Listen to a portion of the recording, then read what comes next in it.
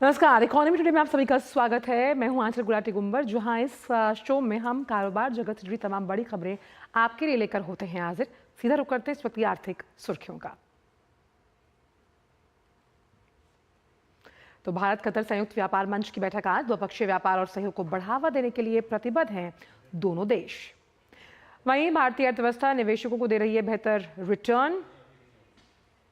चलिए, तो भारत कतर संयुक्त व्यापार मंच की बैठक आज हो रही है, जहां पर एंटरप्रेन्योरशिप, सस्टेनेबिलिटी और एनर्जी को लेकर फोकस रहेगा आज के इस संयुक्त व्यापार मंच की बैठक में। भारतीय अर्थव्यवस्था निवेशकों को दे रही है बेहतर रिटर्न। वित्त मंत्री निर्मला सीतारमण ने कहा, सरकार निवेशकों के लिए बना रही है अनुकूल माहौल। सेबी ने निवेश सलाहकारों के लिए बदले नियम। Most important terms and conditions का खुलासा करना और उन पर ग्राहकों की सहमति अब जरूरी। और सप्ताह के दूसरे कारोबारी दिन सपाट कारोबार के साथ खुले भारतीय शेयर बाजार। हालांकि सोमवार को हरे निशान में बंद हुए थे शेयर बाजार के दोनों इंडेक्स। तमाम खबरों पर रहेगी हमारी नजर।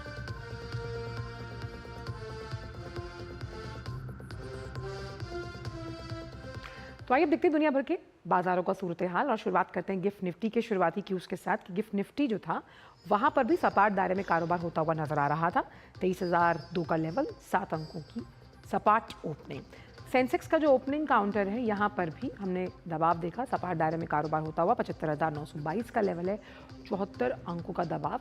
हालांकि फाइनेंशियल सेक्टर कहीं ना कहीं अपनी मौजूदगी को दर्ज करवाते हुए मार्केट को सपोर्ट करने का काम कर रहा है। निफ्टी का भी ओपनिंग काउंटर देखते हैं एक बार। 22,928 का लेवल है। एक कैंडल स्टिक टेक्निकल चार्ट्स पर हम बनते हुए देख रहे हैं और उम्मीद की जा रही है कि रिकवरी दिन के अंत तक हो पाएगी। वो कौन से ऐसे स्टॉक्स हैं जहां मजबूती नजर आ रही है? तो चार्ट को लीड कर रहे हैं 4 दिग्गज आईटी काउंटर्स, जिसमें विप्रो, टेक महिंद्रा, इन्फोसिस और एचसीएल टेक है। साथ ही अपोलो हॉस्पिटल भी अपनी बढ़त के साथ टॉप गेनर्स के चार्ट पर अपनी मौजूदगी दर्ज करवाता हुआ। और रुक करते हैं उन तमाम स्टॉक्स पर जहां पर मुनाफा वसूली हावी है। तो BPCL, ultra cement, Grasim, HDFC life, SBI life, इन तमाम शेयर्स में दबाव देखा जा रहा है। बाय ऑन कॉल का डिप है, यानी कि इन शेयर्स में अगर फंडामेंटल्स क्योंकि बहुत मजबूत है तो एक कॉल बनता है खरीदारी का।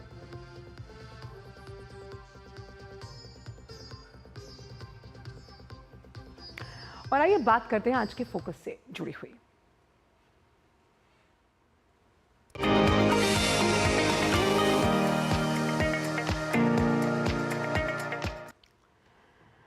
तो आज हम बात करने वाले हैं प्रधानमंत्री फसल बीमा योजना की, जिसे आज ही के दिन 9 वर्ष पूरे हो रहे हैं। प्रधानमंत्री नरेंद्र मोदी ने 2016 में इस योजना की शुरुआत की थी। ये योजना फसलों को प्राकृतिक आपदाओं के कारण होने वाले नुकसान के खिलाफ एक सुरक्षा कवच देती है। न केवल वो सुरक्षा, बल्कि किसानों की आय को भी स्थिर बनाती है और उनकी नई पद्धतियों को अपनाने के लिए प्रोत्साहित भी करती है। और कैसे? उन्हें खेती करने के लिए प्रोत्साहित करती है। और मकसद क्या है इस योजना का? कि जो ओलावृष्टि है, सूखा है, बाढ़ है, चक्रवात है, ये तमाम जो अप्रत्याशित कैलामिटीज होती हैं प्राकृतिक, उनसे बचाती है।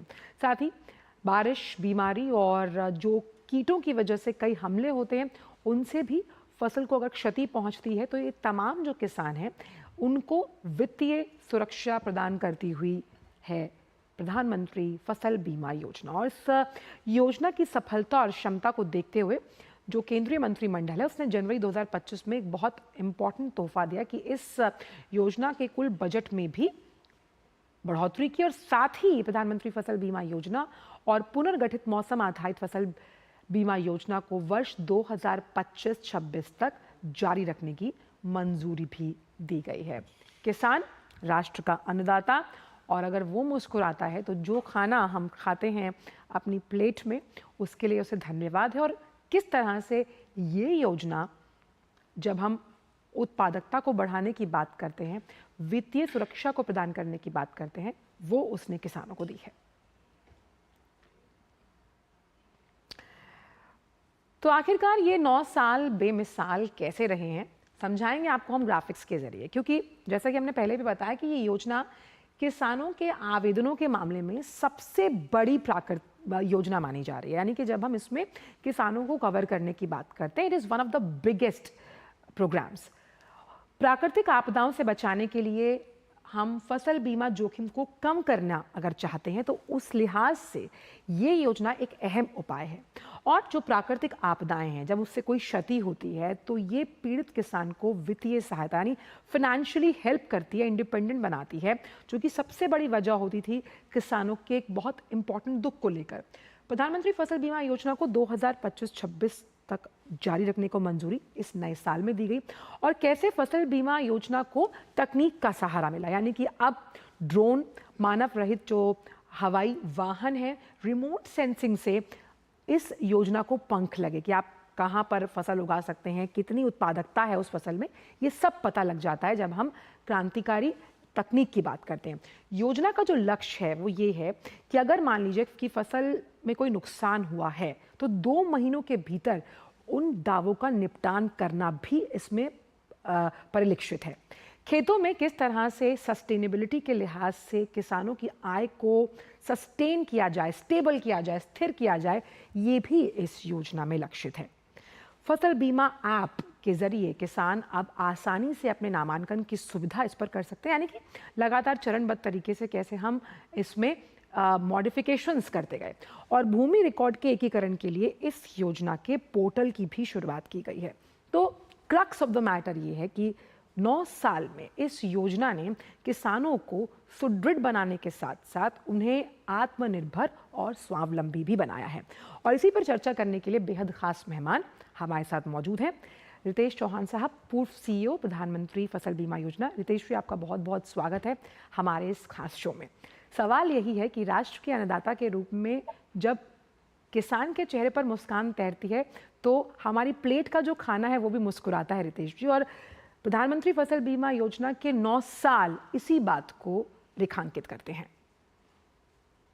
जी, आप बिल्कुल सही कह रही हैं। और ये योजना, जैसा आपने भी बताया, अब विश्व में सबसे बड़ी योजना बन गई है एनरोलमेंट के नंबर्स पे।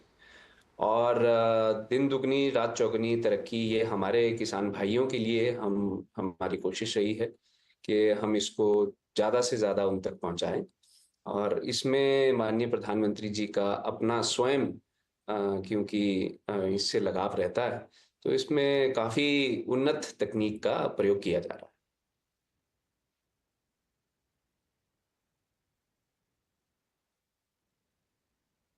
स्थिरता की जब हम बात करते हैं, मेरी आवाज़ रितेश जी तक पहुंच रही है?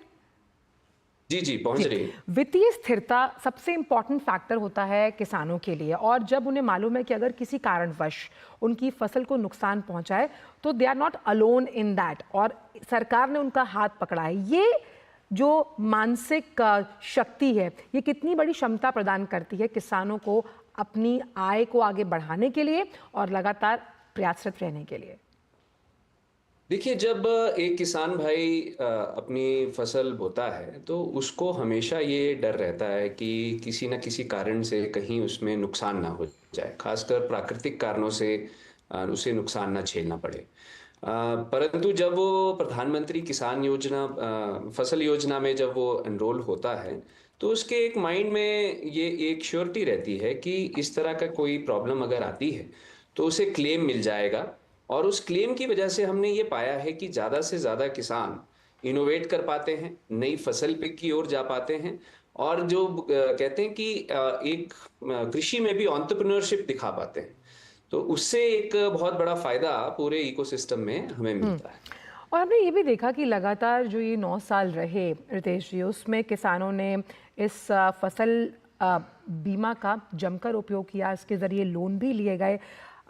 हज़ारों वर्ग मीटर जो फसल है वो कवर के अंतर्गत भी आई। और तकनीक ने बहुत बड़ा साथ दिया है। जब हम फसल बीमा ऐप की बात करते हैं या फिर ड्रोन टेक्नोलॉजी से तमाम उन क्षेत्रों को कवर करने की बात करते हैं, रिमोट सेंसिंग की बात करते हैं।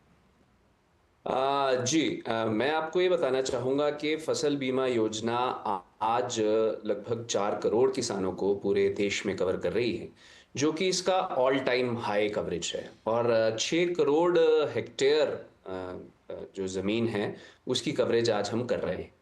और खुशी की बात यह है कि इस सब की जो कवरेज है वो बिल्कुल इलेक्ट्रॉनिक माध्यम से सारी की सारी की जा रही है। 95% भूमि जो है वो लैंड रिकॉर्ड हमारे डायरेक्टली इलेक्ट्रॉनिकली हम फेच करते हैं।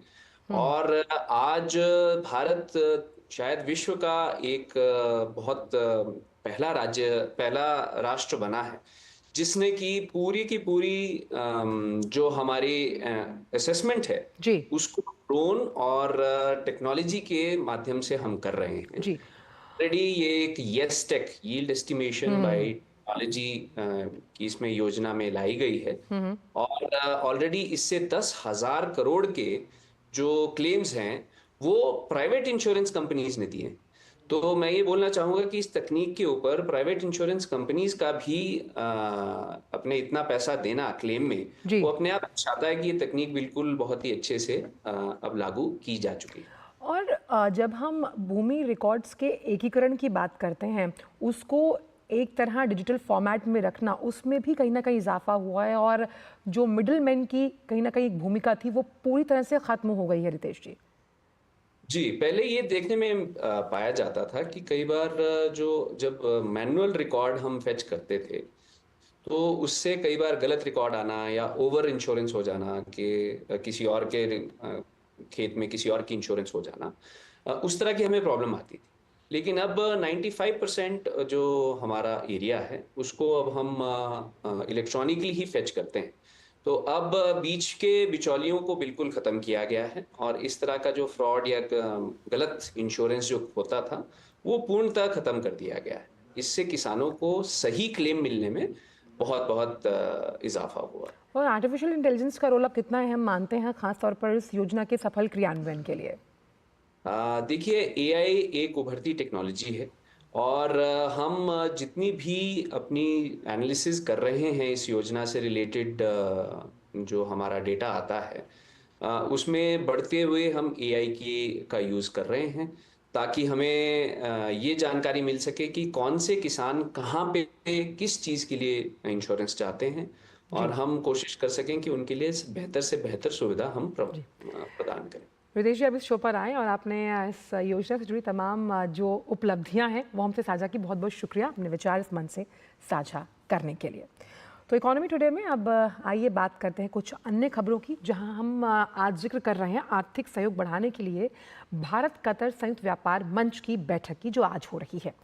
कतर के आमिर शेख तमीम बिन हमद अल सानी की भारत यात्रा के अवसर पर इसका आयोजन हो रहा है।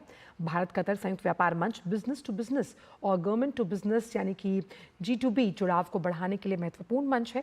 कतर के वाणिज्य और उद्योग मंत्री शेख बिन फैजल अल सानी और भारत के वाणिज्य और उद्योग मंत्री पीयूष गोयल नई दिल्ली में होने वाले बिजनेस फोरम में शामिल हुए। कतर के उच्च स्तरीय मंत्रिमंडल में ऊर्जा, इंफ्रास्ट्रक्चर, फिनांस, टेक्नोलॉजी, खाद्य सुरक्षा, लॉजिस्टिक्स, एडवांस्ड मैन्युफैक्चरिंग, इनोवेशन क्षेत्र में दिग्गज उद्यमी शामिल हैं। भारत कतर संयुक्त व्यापार मंच में 3 पैनल चर्चाएं होंगी। इनमें भारत और कतर के बीच दीर्घकालिक रणनीतिक साझेदारी बनाने के माध्यम के रूप में निवेश बढ़ाने, दूसरे सत्र में रसद, उन्नत विनिर्माण और खाद्य सुरक्षा के क्षेत्र में सहयोग करने और तीसरे पैनल चर्चा में AI इनोवेशन जैसे भविष्य के क्षेत्रों में सहयोग को बढ़ावा देने पर फोकस है। ये चर्चाएं भारतीय और कतर के व्यवसायियों को संयुक्त उद्यम, FDI, टेक्नोलॉजी पार्टनरशिप और सहयोग बढ़ाने में मदद करेगी।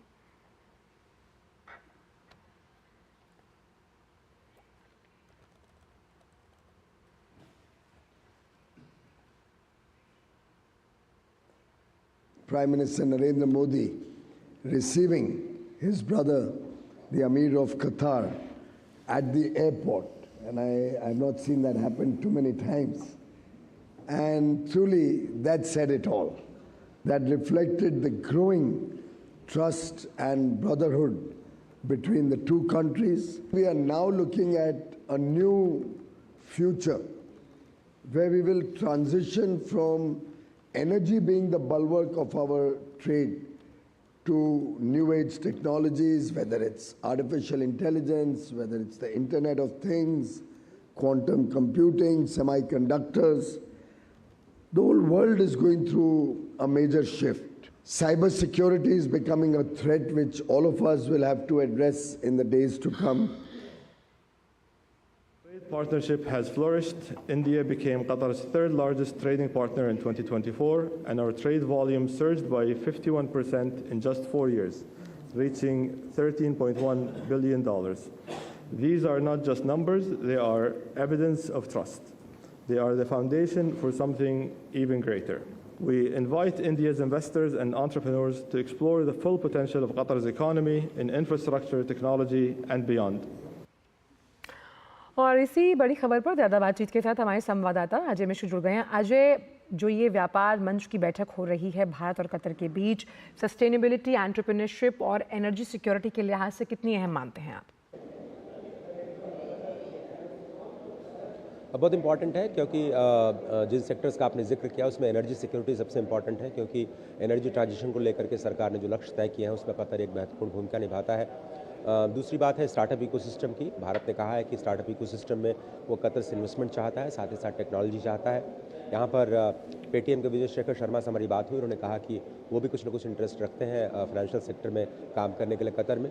इंफ्रास्ट्रक्चर एक ऐसा सेक्टर है जहाँ कतर चाहता है कि भारत के जो इंडस्ट्री है वो इन्वेस्ट करे। आज इन्वेस्ट इंडिया और इन्वेस्ट कतार के बीच में एमओयू साइन हुआ है और अलग अलग सेक्टर्स में इसमें नई इमर्जिंग टेक्नोलॉजी है, सेमीकंडक्टर के साथ साथ क्वांटम कंप्यूटिंग और साइबर सिक्योरिटी जैसे नए इमर्जिंग इकोनॉमीज हैं जिस पर लगातार चर्चा हो रही है। और मुझे लगता है कि समिट स्तर पर जो वार्ता होने वाली है प्रधानमंत्री और अमीर कतर के अमीर के बीच में वो काफ़ी इंपॉर्टेंट होने जा रही है। और आज दोनों ही देशों के बीच में न केवल कारोबारी संबंध बल्कि सांस्कृतिक संबंधों के लिहाज से भी बहुत बड़ा दिन है और सभी लोग प्रतीक्षा कर रहे हैं समिट लेवल के उन डायलॉग्स का जो अब से थोड़ी देर में प्रारंभ होने वाली है। पर बिजनेस साइड से जो यहाँ पे माहौल है वो कोऑपरेशन का है, क्योंकि आज ही CIM ने कहा कॉमर्स इंडस्ट्री मिनिस्टर ने कि हम कम्पीट नहीं करते हैं, हम कॉम्प्लीमेंट करते हैं और कतर के साथ वो अलग अलग क्षेत्रों में आगे बढ़ने के लिए तैयार है। बायलैटरल्स के फिगर्स हम आपको बता चुके हैं और भविष्य में इसके 2 गुना 3 गुना होने की उम्मीद जताई है। बिल्कुल, और दोनों देशों के बीच मजबूत व्यापक साझेदारी देखने को मिलेगी आज। बहुत बहुत शुक्रिया अजय इन तमाम जानकारियों को हमसे साझा करने के लिए। तो innovation, artificial intelligence, technology transfer, कई ऐसे तमाम एस्पेक्ट्स हैं जिन पर आज इस व्यापार मंच से बड़ी बातें निकल कर सामने आएंगी। फिलहाल आज इकोनॉमी टुडे में इतना ही। कल आपसे फिर मुलाकात होगी एक नए फोकस के साथ। दीजिए इजाजत, नमस्कार।